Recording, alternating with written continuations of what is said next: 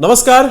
आजच्या या विशेष कार्यक्रमात आपलं स्वागत. मी स्नेहिल. आज शिवजयंती आणि याच शिवजयंतीच्या निमित्तानं आज आपल्या स्टुडिओमध्ये आपल्यासोबत आहेत शिवव्याख्याते, तसंच छत्रपती संभाजी महाराजांवरही व्याख्यानं देणारे आणि जय शिवराय या पुस्तकाचे लेखक प्रशांत देशमुख सर. आपलं खूप खूप स्वागत. नमस्कार. तर खरं तर गेल्या 400 वर्षांपासून छत्रपती शिवाजी महाराजांच्या जन्मापासून आपण एक विचार छत्रपती शिवाजी महाराज यांना जगत आलोय, त्यांची गाथा सांगत आलेलो आहे आणि हाच विचार घेऊन हिंदवी स्वराज्याची मुहूर्तमेढ रोवली गेली गेल्या 400 वर्षांपूर्वी असं म्हटलं तर कदापि चुकीचं ठरणार नाही. आणि आज देखील हाच विचार इतका आमूलाग्र आहे, इतका महत्त्वाचा आहे की त्याच छत्रपतींच्या विचाराला घेऊन आपण पुढे जातोय. आणि म्हणूनच मला आज छत्रपती शिवाजी महाराज यांचा विचार नेमका काय होता, छत्रपती संभाजी महाराजांचा विचार नेमका कसा होता आणि छत्रपती शिवाजी महाराजांच्या नंतर संभाजी महाराजांनी हे शिवस्वराज्य कसं सुरळीतपणे सुरू ठेवलं, या सगळ्या प्रश्नांची उत्तरं जाणून घ्यायची आहेत. आपल्यासोबत सर आहेत. सर, महाराजांचा विचार हा गेल्या अनेक वर्षांपासून, म्हणजे गेले 100-200 नव्हे तर गेल्या 400 वर्षांपासून आपण एका पिढीपासून दुसऱ्या पिढीला सांगत आलोय, जगत आलेलो आहे. आपण जगत आलोय ते बरोबर. आणि एक डोळ्यापुढे एक महाराजांचं स्वराज्य आहे. होय. आणि त्यांचा विचार आहे, त्यांचे पराक्रम आहेत, त्यांचं धाडस आहे. आजच्या या दिवशी असं म्हटलं जातं, दिल्लीचंही तख्त राखतो महाराष्ट्र माझा, हा विचार महाराजांनी जो देऊन गेले आपल्याला, आज तुम्ही याच्याकडे कसं बघता? म्हणजे दिल्लीचं तख्त राखतो नाही तर छत्रपती शिवाजी महाराजांची दिल्लीच्या तख्तावर बसण्याची क्षमता होती. अजून त्यांना 1-2 वर्ष आयुष्य अजून लाभलं असतं ना तर तोही पराक्रम त्यांनी करून दाखवला असता. आता तुम्ही मला जे विचारलं की विचार काय होता, अगदी एका वाक्यात सांगायचं तर छत्रपती शिवाजी महाराज आणि छत्रपती संभाजी महाराज यांनी आम्हाला काय शिकवलंय बघा. छत्रपती शिवाजी महाराजांनी आम्हाला जगावं कसं, म्हणजे कशासाठी जगायचं हे आम्हाला सांगितलंय. आणि छत्रपती संभाजी महाराजांनी आम्हाला मरावं कसं आणि कशासाठी मरायचंय हे आम्हाला शिकवलंय. एक व्यक्ती आम्हाला जगावं कसं सांगते आणि दुसरी व्यक्ती समर्पणानं आम्हाला मरायचं कशासाठी याचं उत्तर देते. आणि या सगळ्या गोष्टीमध्ये शिवाजी महाराजांचा कोणता विचार आम्हाला मिळतो? आज जेव्हा आम्ही शिवजयंतीला छत्रपती शिवाजी महाराज की जय असं म्हणतो तेव्हा आमची छाती आपण म्हणतो अभिमानानं फुलून येते, अभिमानानं भरून येते. हाच स्वाभिमान आणि स्वाभिमानाचा विचार आम्हाला शिवरायांनी शिकवला. अगदी तो आग्र्याच्या दरबारातही शिकवला की मी 500 कोस दूर आहे, 200-300 मावळे माझ्या सोबत आहेत आणि असं असताना सुद्धा जर भर दरबारात माझा अपमान जर केला जात असेल तर तो अपमान मी सहन करणार नाही. दिल्लीचं तख्त माझ्या समोर आहे, औरंगजेब बादशहा की ज्याची आंतरराष्ट्रीय सत्ता आहे आणि असा सत्ता असलेला माणूस माझ्या समोर आहे. आणि असं असताना सुद्धा माझा अपमान जर होत असेल तर तो मी अपमान सहन करणार नाही. एक वेळ मराठा मृत्यू पत्करेल पण अपमान सहन करणार नाही. बरं, तुम्हाला एक उदाहरण सांगतो की माझं तर म्हणणं असं आहे, तुम्ही जो विचार विचारलात, आजही इतक्या वर्षानंतर तुम्ही जर तुमच्या वरिष्ठाला भेटायला जात असाल तर कशा पद्धतीनं गेलं पाहिजे, हुजरेगिरी न करता स्वाभिमानानं कसं गेलं पाहिजे, हे याचं उदाहरण मी तुम्हाला सांगतो. जेव्हा छत्रपती शिवाजी महाराज औरंगजेबाला भेटायला जाण्यासाठी राजगडाहून निघाले होते त्याच्या अगोदरची अवस्था काय होती? पुरंदरचा तह झालाय, 23 गड गेलेत. 23 पुरंदर, रुद्रमाळ, कोंडाणा, तुंग, तिकोना, माणिकगड, मानगड, मरकगड, स्वरूपगड, रूपगड, साखरगड, सोनगड, रोहिडा, भंडारा दुर्ग, नरदुर्ग, खंडागा, इसागड, लोहगड, भक्तगड, अंकोला, मोरपखान, माऊली, पळसखोल. मला नावं घेताना दम लागला. राजांनी एका दमात मिळवले होते आणि पुरंदरच्या तहात एका दमात दिले. आता काय उरलंय? फक्त 12 गड उरलेत. 4 लक्ष होनांचा मुलूकही गेलाय. शंभू राजांनाही घेऊन चाललेत आग्र्याला. म्हणजे एक प्रकारे पूर्ण पराभव झालेला आहे. अशा पद्धतीचा माणूस, अशा पद्धतीचे आमचे राजे औरंगजेबाला भेटायला जातात. बघा 2 टोकं कशी आहेत. औरंगजेबाची सत्ता चढत्या दमात आहे, आंतरराष्ट्रीय आहे आणि एकीकडे राजांचा पराभव आहे, सगळं निर्माण केलेलं मातीमोल झालंय. आणि असे राजे त्या मोठ्या सत्तेला भेटायला जातात. कसं गेलं पाहिजे तर त्यावेळेसची वर्णनं आहेत. राजे मोजक्या मावळ्यांनिशी जेव्हा आग्र्याला जायला निघाले तेव्हा त्यांची वर्णनं कागदपत्रात लिहिलेत की राजांच्या सगळ्यात तुकडीसमोर एक हत्ती झुलत होता, त्यावर भगवा झेंडा डोलत होता, पाठीमागे त्यांचं घोडदळ होतं, त्याच्या पाठीमागे पायदळ होतं, त्याच्या पाठीमागे सुखपाल होता, त्याच्या पाठीमागे राजांची पालखी होती, त्याच्या पाठीमागे शंभूराजांची पालखी होती, त्याच्या पाठीमागे 2 रिकामे हौदे असलेल्या हत्तीणी होत्या आणि त्याच्या पाठीमागे घोडे, उंट आणि बैल सामान नेण्यासाठी होते आणि सगळे मावळे एक जात तुर्की पद्धतीचे म्हणजे आपल्या भगव्या पद्धतीनं वेश केलेले असे होते आणि अशा काही पद्धतीनं ते चालले होते की आग्रा शहरानं हे सगळं पाहिलंय आणि असं म्हणतात, वर्णन आहेत राजांकडे बघितल्यावर, राजांचा थाट पाहिल्यावर की बघताच क्षणी, पाहताच क्षणी राजा वाटावा, देखता क्षणी अशा पद्धतीचं राजांचं व्यक्तिमत्व होतं. हे आम्हाला कोणता विचार देत आहे की तुम्ही सर्वोच्च सत्तेला भेटायला जरी जात असाल तरी स्वतःच्या ताकदीनं आणि स्वतःच्या स्वाभिमानानं भेटायला जा आणि तिथे गेल्यानंतर जर तुमचा अपमान झाला तर तो सहन न करता त्या सत्तेला दाखवून द्या की मी बाकी काही कशाशीही तडजोड करेल, पण मी मराठी मातीशी आणि मराठ्यांच्या स्वाभिमानाशी तडजोड करणार नाही. हाच स्वाभिमानाचा विचार जो शिवरायांनी शंभूराजांनाही दिलाय, म्हणून त्यांनी मृत्यू पत्करलं पण अपमानित जीनं नाही ते जगले. म्हणून इतक्या वर्षानंतरही तुम्हाला, मला, मराठी माणसाला छत्रपती शिवाजी महाराज म्हटल्यानंतर जे स्वाभिमानाचं भरतं येतं ते त्याच विचाराचं आहे. म्हणून मला कायम वाटतं बरं का, माझा जन्म महाराष्ट्र सोडून इतर कुठल्या राज्यात किंवा इतर कुठल्या देशात झाला असता तर मला हा समृद्ध स्वाभिमानाचा वारसा मिळाला नसता. त्यामुळे एकच आज शिवजयंतीच्या निमित्तानं मनात भावना आहे, पुनर्जन्म जर असलाच तर तो पुढच्या जन्मी देखील सह्याद्रीच्या कडेकपारीतील एखाद्या झोपडीमध्ये झाला तरी चालेल का, तर या मातीमध्ये शिवशंभू राजांचा स्वाभिमानाचा विचार उरात बाळगून आम्हाला शिवभक्त म्हणून जगता येईल. अगदी अगदी सर, म्हणजे जसा हा तुमचा विचार आहे हा तसा महाराष्ट्रातल्या 13 कोटी प्रत्येक जनतेचा असेल, प्रत्येकाचा. कारण ही माती आज छत्रपती शिवशंभूंची किंवा शिवाजी महाराजांची ग्वाही देते. प्रातिनिधिक म्हणूनच बोलतोय सगळ्यांच्या भावना. अगदी, आणि ती ग्वाही देते, आपण असं म्हटलं तरी चुकीचं ठरणार नाही. एक महत्त्वाचा प्रश्न असा आहे की तुम्ही आता सांगितलं की आपण शिवविचार घेऊन जगतोय. होय, हा शिवविचार म्हणजे जेव्हा छत्रपती शिवाजी महाराज गेले त्यानंतर शिवस्वराज्य जे आहे ते संभाजी महाराजांनी कसं पुढे नेलं आणि ते विचार छत्रपतींचे हे संभाजी महाराजांमध्ये कुठे कुठे दिसले. आता बघा, पहिली कल्पना करा की एक पहिली महत्त्वाची गोष्ट म्हणजे शंभूराजांमध्ये हा विचार कुठे रोवला गेला माहिती आहे? आग्रा भेटीमध्ये. अगदी, कारण तुम्ही कल्पना करा, 9 वर्षाचं ते बालक आहे आणि ते बघताय की आपले वडील औरंगजेबाच्या दरबारात आहेत की ज्या दरबाराची पद्धत अशी आहे ना, तुम्ही जर तो प्रसंग बघितलात तर बादशाह असा उंचावर बसलाय आणि बाकीचे त्याचे जे वजीर सरदार सगळे जे आहेत ते असे उभे आहेत खाली माना घालून. त्या दरबाराची पद्धत अशी आहे की उंच आवाजात बोलायचं नाही, बादशहाच्या नजरेला नजर सुद्धा भिडवायची नाही, कारण तो अपमान असेल त्या गादीचा. जर काही बोलायचं झालं तर तोंडावर हात ठेवून किंवा रुमाल ठेवून, आणि पाठ दाखवायचं तर बाजूलाच राहिलं. असं सगळं असताना ज्या शंभूराजांचे पिता झालेल्या अपमानासाठी तिथे त्या दरबारात रामसिंगला विचारतायत की रामसिंग, माझ्या समोर जो उभा आहे तो कोण? आणि जेव्हा कळतं महाराजा जसवंत सिंग, तेव्हा ते त्याला म्हणतात, कोण जसवंत सिंग? माझ्या मावळ्यांनी ज्याची पाठ पाहिली कोंढाण्यावर त्याचा दर्जा माझ्यापेक्षाही जास्त, अशी गर्जना करतायत. आणि वरती सांगतायत काय रामसिंगाला? रामसिंग येतोय, सांगतोय की राजाजी हळू आवाजात बोला, इथे या आवाजात बोलणं दरबाराचा अपमान आहे, तुम्हाला शिक्षा होईल.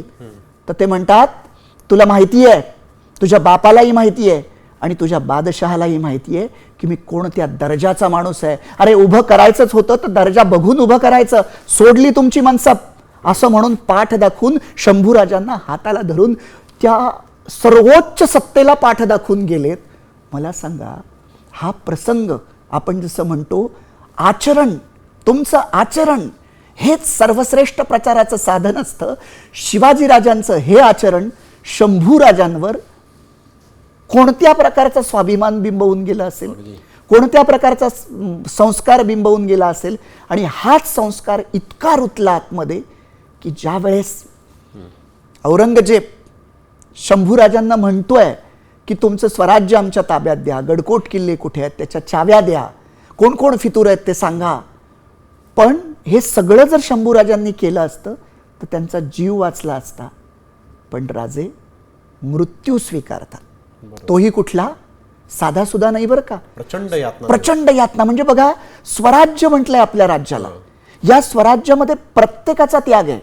शिवाकाशीत साधा सेवक त्याचा त्याग आहे, सरदारांचा त्याग तुम्हाला भेटेल. बाजीप्रभू देशपांडे असतील, मोरारजी देशपांडे असतील, अजून अनेक जण असतील. तुम्हाला सेनापतींचा त्याग भेटेल की ज्याच्यामध्ये हंबीरराव मोहिते असतील, प्रतापराव गुजर असतील. म्हणजे सामान्य सेवकापासून सेनापती, आणि आता गरज होती राजाच्या त्यागाची की जिथे समानता, स्वराज्य माझं राज्य आणि राजाचा त्याग हा सगळ्यात मोठा आणि यातनादायी त्याग आहे. तो कशामुळे झालाय तर अभिमान सोडला नाही. आग्र्यामध्ये जी बीज रोवली गेली होती की मी एक वेळ मृत्यू पत्करील, कारण राजांची वाक्य आहेत, मृत्यू पत्करील पण अपमान नाही. त्यामुळे शेवटपर्यंत संभाजीराजांनी अत्यंतिक क्रूर पद्धतीचा मृत्यू स्वीकारला.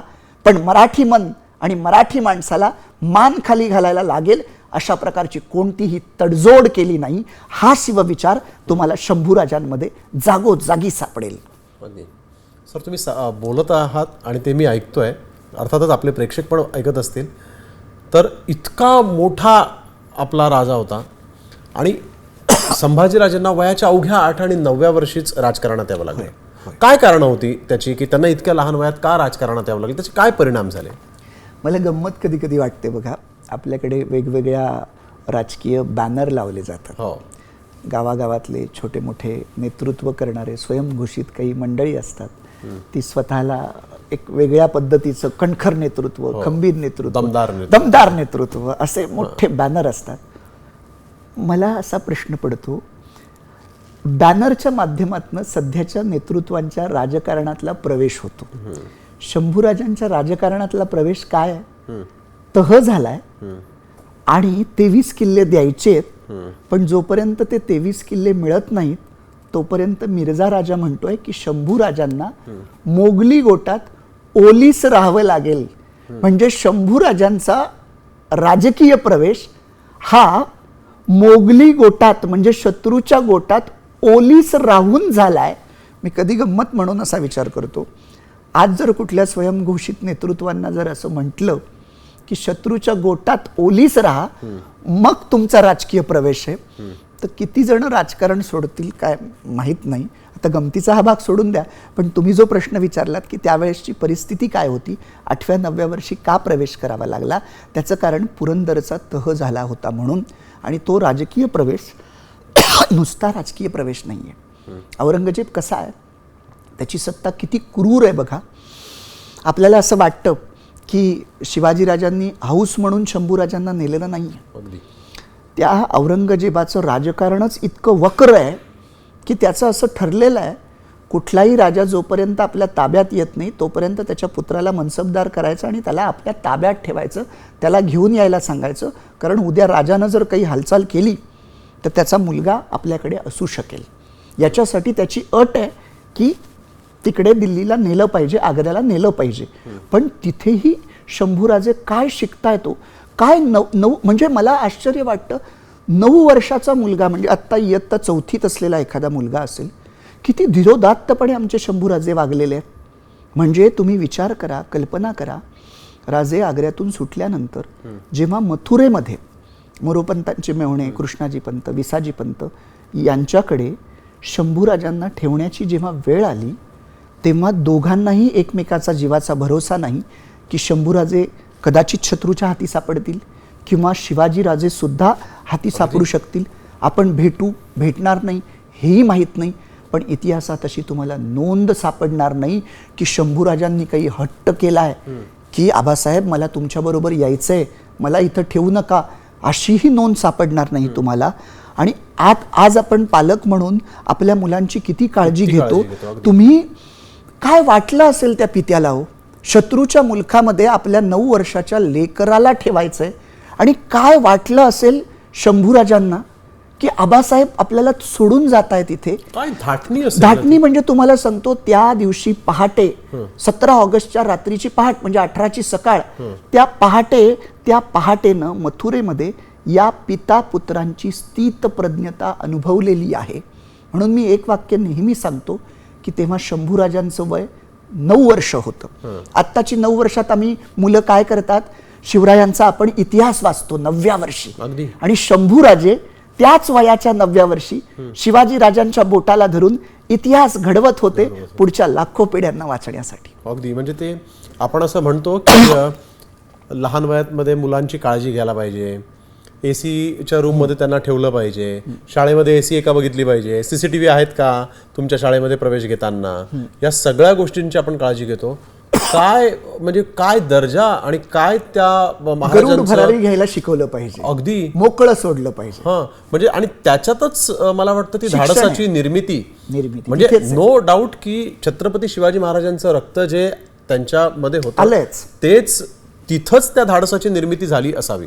हो, धाडसाची. आणि तुम्ही विचार करा, तिथेच ती निर्मिती झाली आहे. तिथं सगळी मला असं वाटतं ती भीती वगैरे तिथं गळून पडली असेल. मगाशी मी तुम्हाला सांगितलं तसं की आपल्या पित्याला त्या औरंगजेबाला आव्हान देताना ज्या मुलानं 9व्या वर्षी पाहिलंय तो कोणाला घाबरणार आहे. अगदी म्हणजे त्याला कोणाला घाबरायचीच गरज नाही ना, कारण ते सगळं तिथंच बिंबवलंय. आमचे वडील काय करत होते, कसं करत होते, कशा पद्धतीनं हे करत होते, हे सगळं लहानपणापासून बिंबलेलं आहे.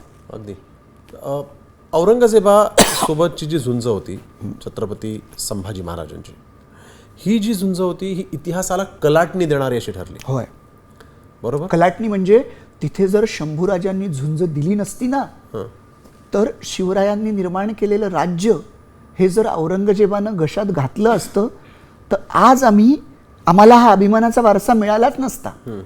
पण मग त्या झुंजीचं वर्णन तुम्ही कसं कराल?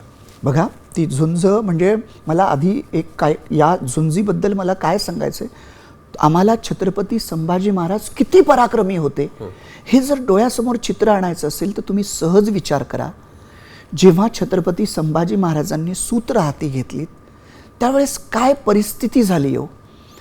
छत्रपती शिवाजी महाराजांचा मृत्यू हा इतक्या लवकर होईल हे महाराष्ट्रातल्या कुणालाच वाटलं नव्हतं.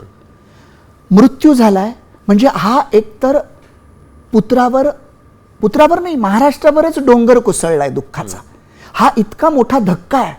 या धक्क्यातून शंभूराजांनी सावरणं हीच मोठी गोष्ट आहे. आणि तेव्हा शंभूराजांचं वय किती असेल बघा, 1680ला राजे गेलेत, 1657चा जन्म आहे शंभूराजांचा, म्हणजे 22-23 वर्षाचे शंभूराजे आहेत.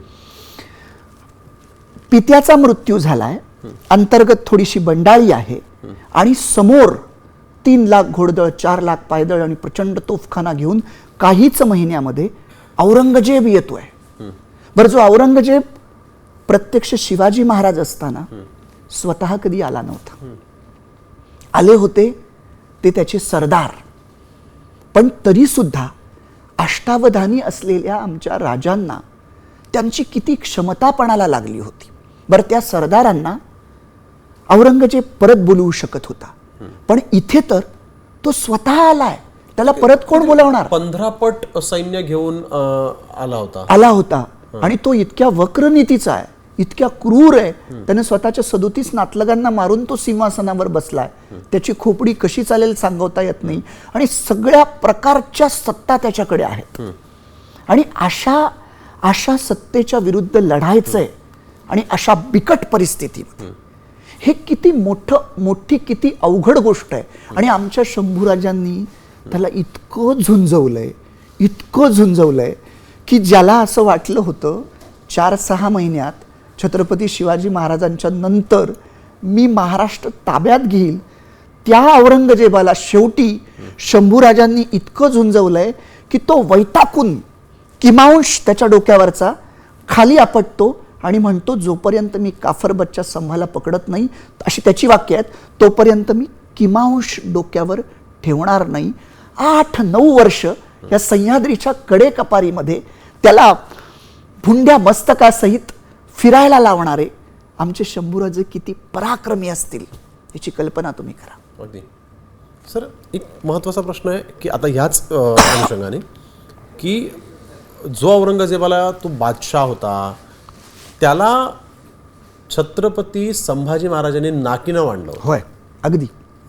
अगदी म्हणजे माझा प्रश्न असा आहे की त्याला शिवाजी महाराज गेले यांच्यानंतर आता सगळं आपलं आहे. आपलेच म्हणजे जायचं आणि फक्त सत्ता ताब्यात घ्यायची भास असावा, पण छावा जिवंत आहे हे दाखवून देणारे संभाजी महाराज होते. होय, अगदी. आणि त्याची पहिली चुणूक तुम्हाला सांगू का त्याला कुठे आली असेल साधारण? म्हणजे तो आला नाशिक जवळ रामसेज नावाचा किल्ला आहे. अगदी साधा किल्ला आहे. म्हणजे 20 मिनिटात, मी तर आम्हाला सांगतो आमच्या सौ आणि मी आम्ही दोघंही बरोबर असताना 20 मिनिटात चढलो होतो. एवढा साधा किल्ला आहे, उघड्यावरचा किल्ला आहे. औरंगजेबाला काय वाटलं होतं, आपल्याकडे इतकी फौज आहे, 2 तासात आपण हा किल्ला घेऊ शकतो. 2 तास झाले, 2 दिवस झाले, 2 आठवडे झाले, 2 महिने झाले, 2 वर्ष झाली, 3 वेळा सरदार बदलावे लागले. 5.5 वर्षानंतर हा किल्ला औरंगजेब फितुरीनं मिळवतोय. तर त्यानं प्रतापगड, सिंहगड आणि रायगडाकडे कधी बघावं. आमच्या आबासाहेबांनी, शिवाजीराजे जेव्हा जिवंत होते तेव्हा त्यांचा गडकोट किल्ल्यांवर इतका विश्वास होता की त्यांची वाक्य आहेत त्यांच्या तोंडची की दिल्लींद्रासारखा शत्रू उरावर टपलाय, आज मितीस हजरतीस नवे जुने गोळा केले तर 360 किल्ले दिमतीस आहेत. माझा एक किल्ला वर्ष लढला तरी औरंगजेबाला इथलं स्वराज्य घ्यायला 360 वर्ष लागतील आणि तितका तो जगला पाहिजे. आमच्या आबासाहेबांना, शिवाजीराजांना असं वाटत होतं की माझा एक किल्ला किमान 1 वर्ष लढेल. शंभूराजांच्या कालावधीत हा विश्वास इथल्या किल्ल्यांनी आणि शंभूराजांनी 5.5 पटीनं सार्थ करून दाखवलाय. याचं रामसेज हे उदाहरण आहे. आणि तिथं कळलं औरंगजेबाला, अरे ही लढाई शिवाजी महाराज गेलेत म्हणजे सोपी नाहीये, छावा अजूनही जिवंत आहे. अगदी. सर, तुम्ही सुरुवातीलाच म्हटलं की छत्रपती शिवाजी महाराजांना 2 वर्ष मिळाले असते तर दिल्लीचं तख्त पण त्यांनी राखलं असतं, काबीज केलं असतं. म्हणजे मला तर असं वाटतंय आग्र्याला ते गेलेत ना, त्यात त्यांची दिल्लीचं तख्त काबीज करण्याचीच योजना असावी. बरोबर. जर संभाजी महाराजांना इतक्या 32व्या वर्षी त्यांचा अशा पद्धतीने मृत्यू होणं, शहीद हा शब्द पण कमी पडावा. हो. त्यांना जर कधी आणखीन काही वर्ष मिळाली असती तर आजचं किंवा त्या काळचं चित्र काय असतं? आणखीन काही वर्ष म्हणजे तुम्हाला सांगू ना, औरंगजेब जेव्हा आला ना, औरंगजेब तेव्हा त्याला 4-6 महिन्यात वाटलं होतं. तो 1685 पर्यंत इथं लढत राहिलाय. आणि त्यावेळची परिस्थिती अशी आहे की शंभूराजे औरंगजेबाला जिवंत पकडण्याची भाषा करत आहेत. पण त्यानं काय केलं, तो कुतुबशाहीकडे गेला, आदिलशाहीकडे गेला की या शाया मराठेशाहीपेक्षाही अगोदरच्या आहेत. पण त्या शाया त्यानं 1-1 वर्षात घशात घातल्या. तिथलं सगळी संपत्ती, सैन्य सगळं घेऊन तो आला. आणि आता औरंगजेबाला काय कळलंय माहितीये, ही माती महाराष्ट्रातली जशी त्यागाची आहे, समर्पणाची आहे, तशीच इथं काही फुटीरतेची 4-2 बीजही अशी आहेत की ज्याला थोडंसं जोपासलं, थोडं पाणी टाकलं तर ती वरती येतील. त्यानं आपलीच माणसं फोडायला सुरुवात केली आहे. आता आपण जर तरचा विषय म्हणतो असा की शंभूराजे अजून जिवंत राहिले असते तर अजून नाही, 6 महिन्यातच त्यांनी कदाचित दिल्ली काबीज केली असती. पण कधी कधी काळाला काय घडवायचं असतं बघा. 2 गोष्टी शंभूराजांच्या मृत्यूनं घडल्यात. एक, स्वराज्य, मगाशी मी जे सांगितलं ते सगळ्यांचं राज्य, सगळ्यात मोठा त्याग राजानं केलाय म्हणजे शंभूराजानं, एक गोष्ट. दुसरी, फुटीरता इतकी माजली होती, आपलीच माणसं इतकी फुटत होती की आता त्यांना जर रोखायचं असेल तर काय, तर संभाजीराजांचा मृत्यू झाल्यानंतर औरंगजेबानं इतक्या क्रूर पद्धतीनं शंभूराजांना का मारलंय, त्यांना असं वाटत होतं की इतक्या क्रूर पद्धतीनं राजाला मारल्यानंतर इथल्या मराठी माणसांमधल्या एकही तलवार आपल्या विरुद्ध उपसली जाणार नाही. काही दिवस इथलं वातावरण शांत होतं, पण मधीच्या पोळ्याला दगड मारल्यानंतर त्या माशा जशा घोंगावत येतात ना, त्या पद्धतीनं औरंगजेबावर मराठे तुटून पडले. हो, राज्य नाही, राजा नाही, खजिना नाही, तरी मराठे लढतायत आणि किती लढली आहेत. तर शेवटी 20 फेब्रुवारी 1707 औरंगजेबाची कबर याच मराठी मातीत त्याला खणावी लागली, आपल्याला खणावी लागली.